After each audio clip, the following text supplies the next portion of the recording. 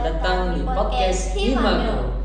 Kali ini saya Octavia dengan rekan saya Sofiur akan membawakan topik yang sangat penting tetapi seringkali terabaikan di lingkungan perkuliahan, yaitu etika dan moral. Sobat agronomis pasti berpikir bahwasannya perkuliahan hanyalah berisikan tentang nilai, mengerjakan tugas, dan mengerjakan ujian. Tapi, tahukah kalian, ada peraturan yang tidak tertulis yang memiliki dampak besar terhadap kesuksesan kita, yaitu etika dan moral. Kedua hal ini mencakup bagaimana sikap kita terhadap dosen, teman, dan lingkungan perkuliahan. Untuk itu, hari ini kita kedatangan seorang narasumber, yaitu Ibu Insinyur Maria Vivarini, MAgR SJPSI, yang merupakan seorang Ketua Jurusan Agronomi dan Hortikultura Fakultas Pertanian Universitas Lampung. Sebagai Ketua Jurusan Agronomi dan Hortikultura periode tahun 2024 hingga tahun 2028. Pada kesempatan siang ini saya diminta sebagai narasumber untuk podcast hari ini yang bertemakan etika dan moral di kampus.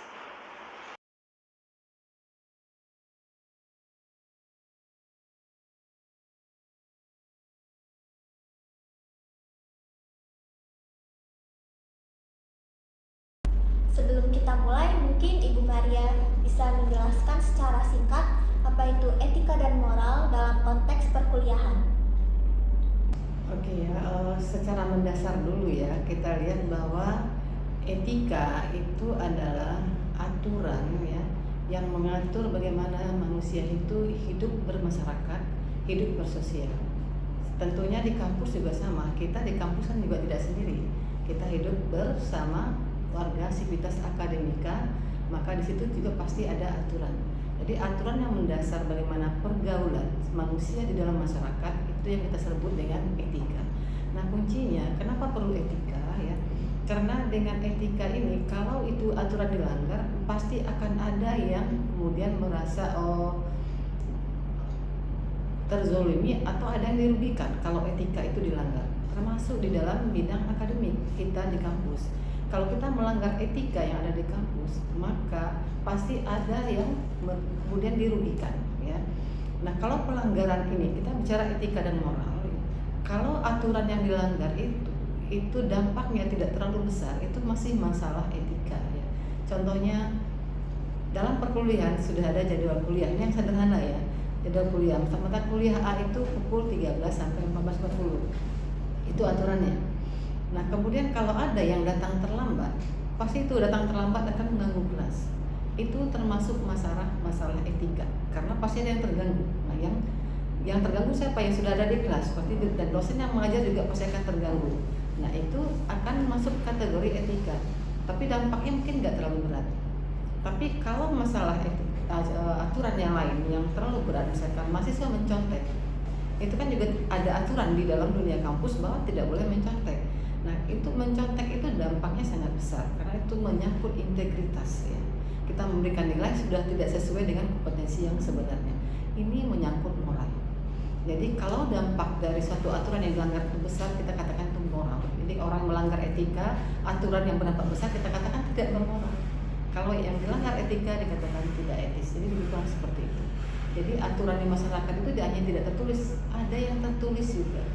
Semua peraturan akademik itu aturan, pasti dibuat untuk tidak dilanggar. Kalau aturan itu dilanggar berdampak pada kerugian pihak lain, itu termasuk kategori yang kita katakan etika ataupun moral. Gitu. Jadi begitu ya Bu. Karena kita membicarakan tentang etika dan moral di lingkungan kampus, jika ada mahasiswa yang di dalam kelas seperti makan ataupun tidur atau juga bermain HP pada saat dosen sedang menerangkan materi, Ibu bagaimana cara menanggapi mahasiswa tersebut? Oke, kembali kita kepada prinsip dasar etika tadi ya. Kalau kita melakukan sesuatu perbuatan, kemudian ada pihak yang dirugikan akibat perbuatan kita itu, maka itu masuk ranahnya etis atau moral. Kalau dampaknya besar tadi moral ya. Contoh tadi, kalau ada di dalam kelas mahasiswa yang main HP, kalau dengan bermain HP itu kemudian teman-temannya terganggu, itu artinya dia sudah tidak etis. karena pasti akan mengganggu konsentrasi teman-teman yang di sebelah. Nah, yang seperti ini harusnya tidak boleh. Tetapi kalau ada mahasiswa yang tertidur di kelas dan itu dia tertidurnya sendiri, itu mungkin masih dibenarkan gitu ya. Masih tidak benar karena dia hanya dampaknya dia sendiri yang rugi, tidak bisa mengikuti materi. Tapi kalau tidurnya sampai ngorok itu udah masalah etis ya, pasti mengganggu yang lain. Kelas seperti bubar gitu ya. Maka kalau ibu di kelas, apalagi kalau kelasnya sore ya, udah hari Jumat ngajar pukul 15, kalau ada yang tertidur ya biasanya ibu biarkan ya, biarkan, tapi kemudian paling memberikan sesuatu, mungkin dengan bertanya atau dengan kemudian beri cerita yang sesuatu yang mungkin agak buat penyegaran sehingga yang ngantuk-ngantuk akhirnya bisa bangun, ya seperti itu aja. Karena kasihan juga kadang-kadang ngantuk itu kan bukan hanya masalah gimana tidak bermotivasi, mungkin sudah terlalu kelelahan ya, dari pagi kuliah sampai sore, ditambah situasi pengen pulang kampung lah segala macam ya. Nah yang begitu, jadi kembali kita berpikir mendasar. Kalau setiap kegiatan perilaku mahasiswa itu akan mengganggu di kelas, maka itu dianggap dia tidak etis atau tidak bermoral ya. Ngobrol apalagi ya, apalagi sambil balas chatting, itu sebenarnya kalaupun dia sendiri memang dia tidak mengganggu orang lain, tetapi dari segi ada etik dan ada etika, ada juga namanya etiket, dia sudah tidak sopan ya, tidak sopan. Memang tidak sopan kalau sesuatu yang tidak sopan dilakukan oleh mahasiswa, yang rugi mahasiswa itu sendiri.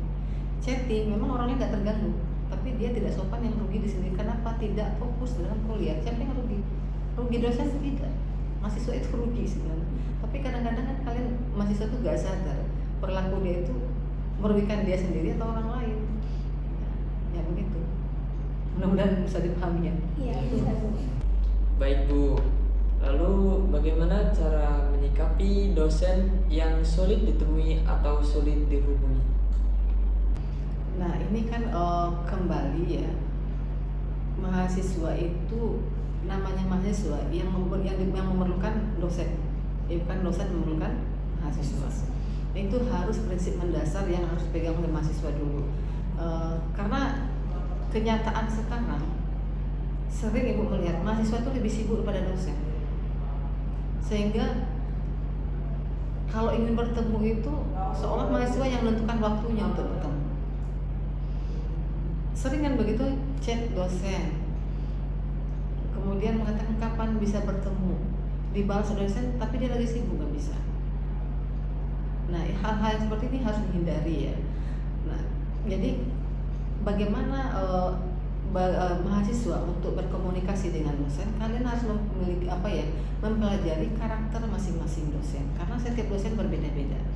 Ibu memperhatikan ada dosen yang tidak mau membalas chat mahasiswa nggak mau, tetapi dia senang ditemui aja gitu, karena emang dia datang setiap hari di kampus ya.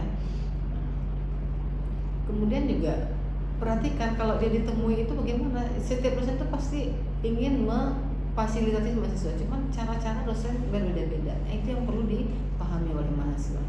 Yang penting jangan mengatur dosen. Kalau kalian ingin mencari dosen, kalau memang dia tidak balas chat, cari di ruangannya. Kalau perlu yang nunggu dulu ya. Nggak mungkin dosen itu 24 jam tuh nggak pernah ada di ruangan, pasti ada di ruangan ya. Cari informasi kapan dia tidak mengajar di kelas. Nah itu silakan pada waktu kosongnya ditemui. Dan tidak semua memang dosen mau menerima chat mahasiswa, karena memang ada dosen-dosen itu memang aktivitasnya terlalu tinggi. Nah, aktivitas yang terlalu tinggi itu tuh akan sulit untuk membaca WA ya, kemudian harus membalas karena WA yang masuk juga banyak. Nah, seperti contoh, kalau dulu ibu masih suka membalas chat mahasiswa, tapi setelah diberikan jabatan seperti Kajur ini dan tugas itu terlalu banyak, WA grup juga yang harus direspon cukup banyak terkait dengan pimpinan. Kalau setiap mahasiswa yang mau misalkan minta persetujuan ujian, persetujuan cetak skripsi, nge-WA terus, kapan ibu mau bekerja kalau buka WA? Ibu kan buka WA paling hanya pagi, siang harus diserah sebentar. Nah kalau mengharapkan WA nggak sempat pasti dibacanya. Jadi bukan nggak dibalas, kadang-kadang sudah terbaca, pekerjaan lain harus menunggu, harus cepat, sehingga nggak punya waktu membalas. Akibatnya apa? Lupa dosennya, nggak bisa balas. Maka kan cari aja dosennya. Kalau ibu kan ibu berikan pengumuman, kalau ingin apa-apa langsung cari di ruangan, jangan WA. Mungkin ibu bisa memberikan saran bagaimana etika yang baik untuk menghubungi atau berkomunikasi dengan dosen. Kalian bikin ngirim chat melalui WhatsApp itu seperti olah-olah pakai template sama gitu ya, dan panjang. Jadi contohnya mahasiswa ibu, mahasiswa PA, pembimbing akademinya ibu, setiap kali mau chatting itu perkenalkan, saya bimbingan ibu, saya masuk agronomi MPN sekian, angkatan sekian, itu apa lagi? Kalau sudah sekali kan cukup sudah satu kali. Tapi setiap kali chat itu ya panjang, sehingga setiap chat masuk itu perkenalannya kita harus memberikan waktu 2-3 menit untuk baca itu saja. Yang masalahnya apa nggak ada. Memang kita harus sopan, tetapi juga sopan itu tidak harus panjang bertele-tele seperti itu. Nah ini juga mungkin yang membuat para dosen jadi malas baca WA. Tapi kalau menurut ibu untuk berdiskusi dengan dosen, pastikan lagi karakter dosen itu maunya pakai ketemu langsung atau bisa melalui WA. Jangan sampai kalian tuh malas menunggu dosen, cari dosen malas, jangan. Karena ya kita juga kalau ditanyakan pengen bertemu dan kita berikan waktu, kalian lagi sibuk juga nggak bisa, terus ngapain WA? Kalau satu orang dilayani, oh besok juga nggak bisa, terus ngapain? Kapan solusinya? Itu kok satu, kalau banyak terus gimana?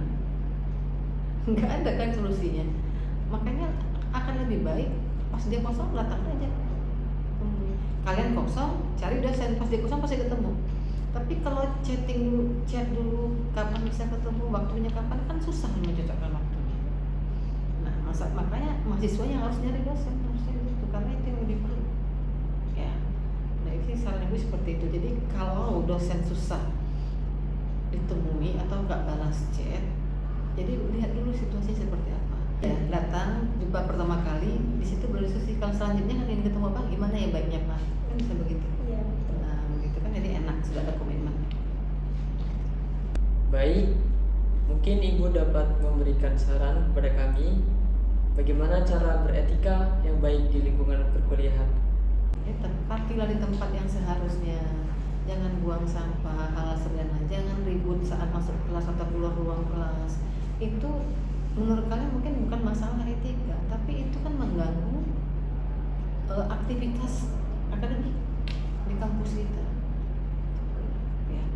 Ya hal-hal intinya begitu. Apapun tindakan mahasiswa, kalau itu merugikan orang lain itu pasti akan mengganggu.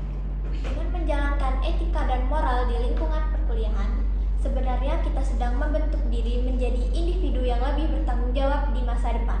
Terima kasih Ibu Maria Vivarini atas waktunya dan wawasan yang telah diberikan kepada kami, dan terima kasih sudah mendengarkan episode kita kali ini. Sampai jumpa di episode berikutnya, dan jangan lupa untuk selalu menjaga etika dan moral dimanapun kalian berada. Untuk sahabat agronomis, jangan lupa untuk like, komen, dan subscribe.